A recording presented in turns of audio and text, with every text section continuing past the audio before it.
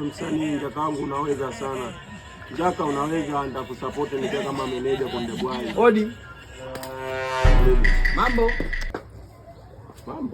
Mama wewe. Mtoto hebu kuwa na adabu basi wewe.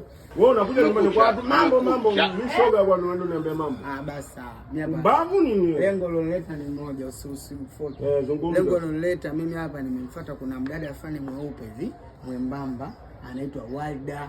Walda ni mdogo wangu mimi. Wewe una shida naye gani? Mbona aongei? Mbona acheki? Yule mimi nasoma naye university, UDSM pale, napiga naye pindi. Hakuna.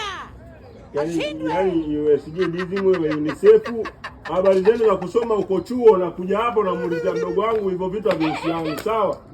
Jamani, vipi kulikoni? Mbona makelele mchana jua kali? Kaka vipi? Vipi? How are you? Nimekuja na kuulizia Walda yuko wapi? Toka muda ananifokea, kanitemea mate, kanipiga kibao. How are you? Angalia. Kaka. Umempiga huyu? Nimempiga hivi. Hivi unajua mimi ya nini hudumia unjani ni nani? Wewe mwenyewe kulipa hela zako za mafikio. Uende huko ukaso.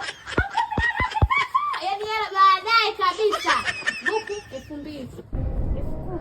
5000. Kifupi ndo ananiweka mjini. Huko chuo huko, ada ikija hapa nakwambia kaka mimi nahitajika chuo. Mimi wangu sina ila wanawake zako uko na waunga. Kaka tuheshimiane. Unasema? Kaka tuheshimiane. Sijui unanielewa? Unasemaje? Mwanzo na mwisho kunigusia wageni wangu. Sasa mkaribisha ndani. Mimi nasema mkaribisha hata ndani. Unamweka hata kuna mfuki. Yaani nipukuli kwa masomani nasikia makelele yenu. Hivi kiko makili kweli sawa sawa wewe? Unanipiga. Kimya kuja kunyoko. Lioni kwanza. Na sirudi leo. Hilo. Lazima nimwambie mama.